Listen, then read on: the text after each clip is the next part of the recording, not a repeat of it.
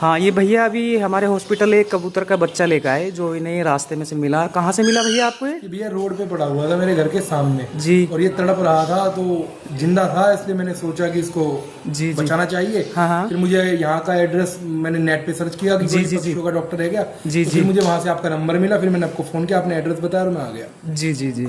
आपने सुबह से रखा हुआ है अपने पास? नहीं नहीं भैया, अभी 3 बजे के आसपास, लेकिन ये सुबह वहाँ था, ऐसा मुझे मोहल्ले वालों ने बताया जब मैंने पूछा। अच्छा। मैंने इसे अभी 3 बजे के बाद ही देखा। हाँ, चलो कोई नहीं, अभी इसका हम ध्यान रखेंगे पूरा। हालत तो इसकी बहुत ख़राब है, अभी इसको थोड़ा सा पानी और पेस्ट पिला दिया है। धन्यवाद।